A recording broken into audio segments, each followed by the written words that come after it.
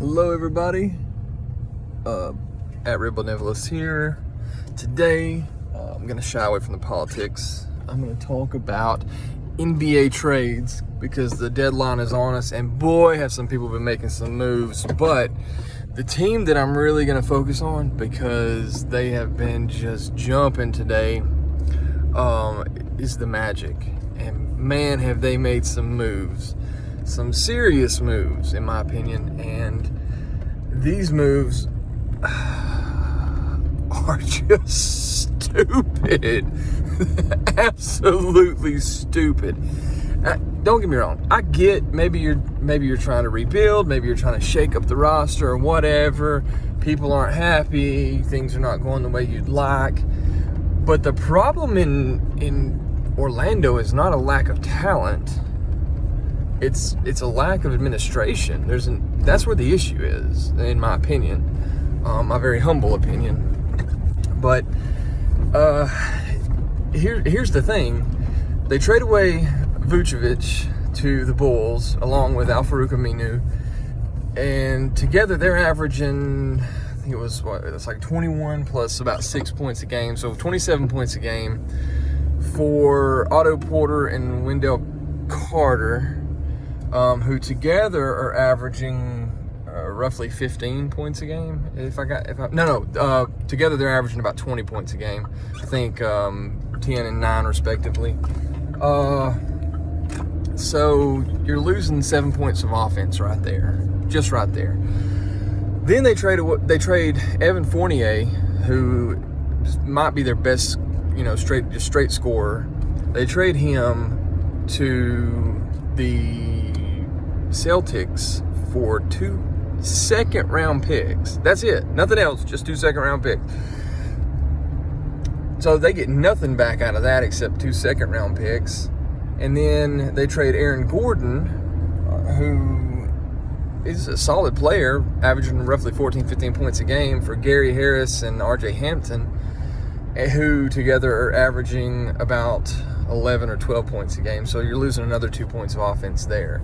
So together you're losing 7 plus 2 points is 9 plus 19 or 20 points. So you're losing about 30 points of offense in 3 trades. And none of the players that you've picked up are dynamic offensive threats. And nobody that you have left is really going to be your guy. So what's your plan here? Are you going to try to pick somebody up in the draft? I mean, do we have anybody coming up in the draft that's one of those guys? I mean, I don't think so. What's the plan? Should you not have kept somebody to build around? At least one person? Vucevic is like 3rd all-time scoring in Magic history, and you're getting rid of him? It blows my mind. But this is the problem with them. They draft terribly. They've never been good at drafting. They build the roster terribly. They have terrible coaches. At least they have since, Dwight Howard was there. It was the last time they were good. And, what's the problem? Why do you think, what is the thought process that goes into, we'll trade away all of our best players for a quote-unquote rebuild, and that's going to fix our problem. That's it. That's going to do it. Like I said, I understand you got to shake things up, or maybe you want to shake things up and do something different. But is this really the way to do it? Everybody? Like, you're unloading everybody? Maybe the only thing I can think is that maybe, just maybe, they're hoping that it'll open up enough cap room for them in free agency after the season that they'll be able to bring in somebody big, But here's the thing. Don't nobody want to go to Orlando. Who wants to go finish their career out at Orlando? Who, after 2 or 3 years, wants to go play at Orlando who's historically loses to everybody? You know, they're just not competitive. I mean, they're lucky to make it to 8th or 7th in the Eastern Conference. Who wants to go there? You know? I didn't even look to see who the upcoming free agents are, so I don't even have a clue.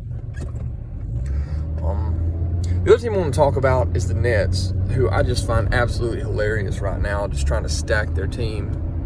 You know, they recently added Blake Griffin. I don't know if it'll happen, but I heard rumors of a potential trade for LaMarcus Aldridge. I mean, you know, you guys keep trying, but I'm going to laugh.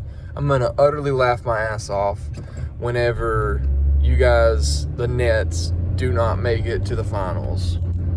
Because the whole point is they're trying to stack the team so that when they get there, they'll be able to beat LeBron. That's assuming LeBron and them get out of the West, which, I mean, I think they probably will if, you know, LeBron and AD are healthy. But if they're not, then, you know, the Lakers aren't going to make it without those two guys. But, at least I don't think they will. But the Nets are just stacking this team.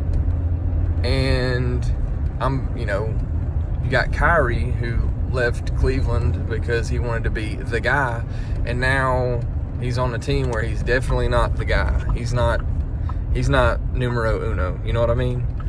So I'm not sure how that thought process went into things. I guess maybe he just always knew that playing with LeBron, he was always just going to be. I don't know. I mean, KD's number 2, right? That's the consensus for most people. You got LeBron and then KD, or some people think KD's better, I guess.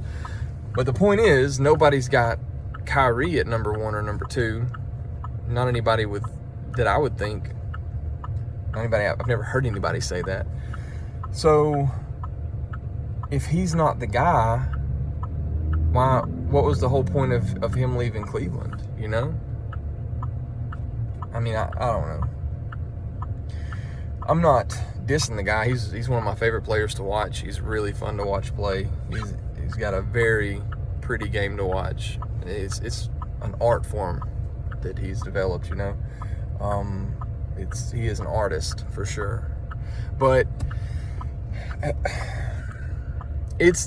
I'm really gonna find it funny. They're stacking this team left and right, trying to get, you know, these kind of bigger name people, and I think they offered up maybe Spencer Dinwiddie, maybe trying to bring some more, you know, more people in.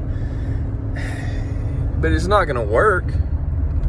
You guys remember 2001 Lakers or 2002?